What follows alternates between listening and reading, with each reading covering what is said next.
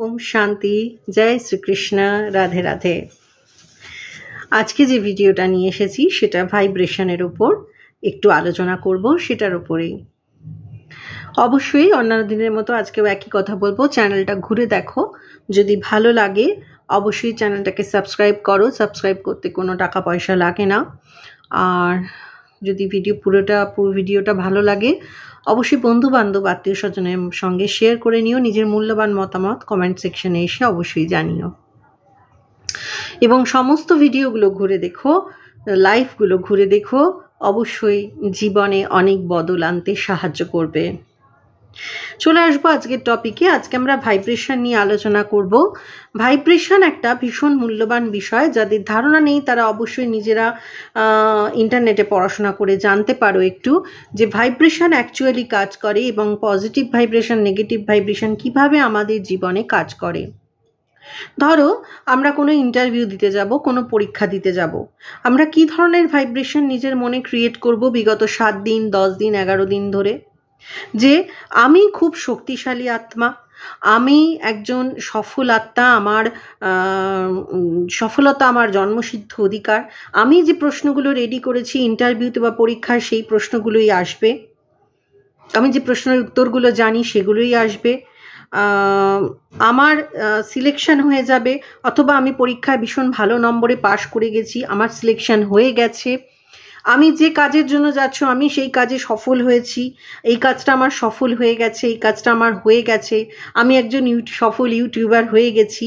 এই ধরনের যে পজিটিভ একটা চিন্তা, এই চিন্তাগুলো যদি আমরা প্রত্যেক দিন রাত্রে শুতে গিয়ে এবং ঘুম থেকে ওঠার ইমিডিয়েট পরেই নিজেকে বারবার বলে দিতে পারি, তাহলে আমাদের মধ্যে নিঃসন্দেহে একটা পজিটিভ ভাইব্রেশন সৃষ্টি হয়, যে পজিটিভ ভাইব্রেশনটা আলটিমেটলি আমাদের কিন্তু কাজে দেয়। ঠিক তেমনই যদি আমরা দেখবে বন্ধুর থেকে শত্রুর কথা বেশি ভাবি, শত্রুর সঙ্গে শত্রুতার কারণটা আমরা মাথার মধ্যে বছরের পর বছর হোল্ড করে রাখি, বহন করে রাখি, সেটাকে আমরা মাথা থেকে ছাড়ি না, সেটাকে আমরা মাস বছর কেউ সারা জীবন অবধি পুষে রাখে।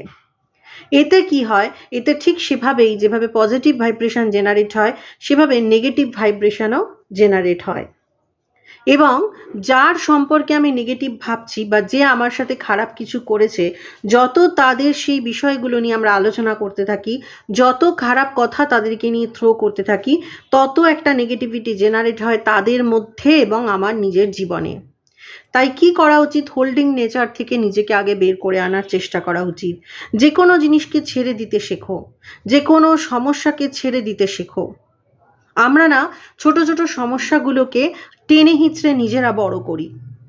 কোনো সমস্যাই এত বড় হয় না যে তার সমাধান আমাদের কাছে থাকে না, কিন্তু আমরা টেনে হিঁচড়ে নেগেটিভ চিন্তা করে সেই সমস্যাগুলোকে এত বড় করে ফেলি যে সামনে দিয়ে সমস্ত সুবর্ণ সুযোগ চলে যায়, সামনে দিয়ে সমস্যার সমাধান চলে আসে, তারপরেও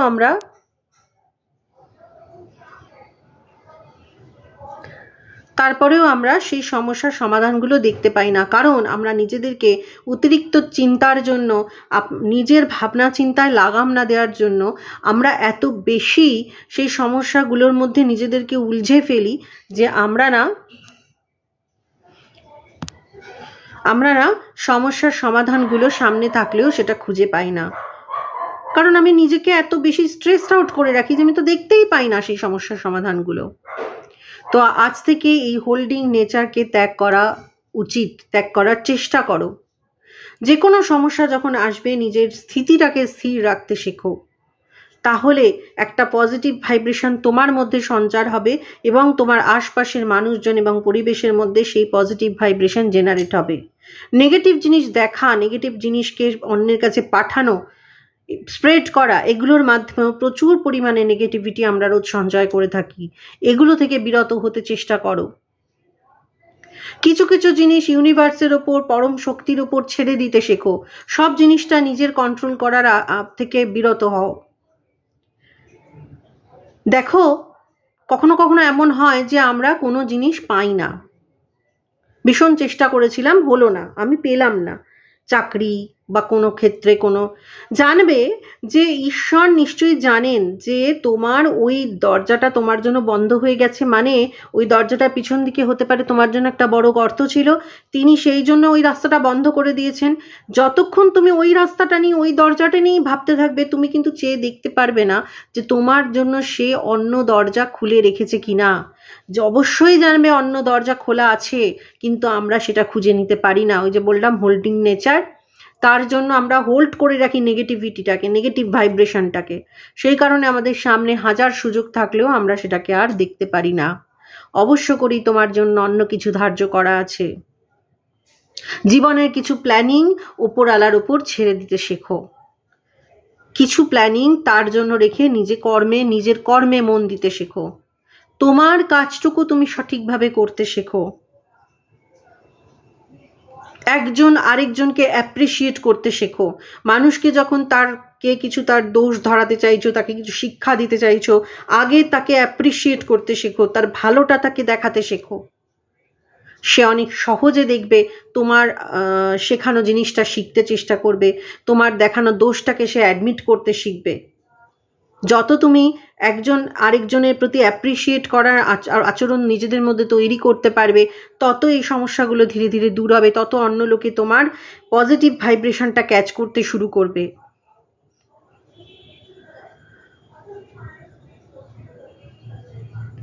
সংসারে একটা খারাপ একটা ভয়, একটা ইনসিকিউরিটি ভীষণভাবে দিন দিন বেড়ে যাচ্ছে, কারণ আমরা ভীষণ রকম একটা নেগেটিভ পরিবেশের মধ্যে নিজেরা জীবনযাপন করছি, চারিদিকে নেগেটিভ। তো সেটার থেকে যদি নিজে বাঁচতে চাও, যদি সংসারের মানুষকে বাঁচাতে চাও, যদি পরিবারের মানুষকে বাঁচাতে চাও, যদি আশপাশে পজিটিভ ভাইব্রেশন ক্রিয়েট করে রাখতে চাও, তাহলে অবশ্যই নিজের মধ্যে আগে পজিটিভ ভাইব্রেশন জেনারেট করো। না হলে কোথা দিয়ে ডিপ্রেশন এসে যাবে তুমি নিজে বুঝতেও পারবে না। তুমি নিজে ডিপ্রেসড হবে, অন্যকে ডিপ্রেশনে রাখবে।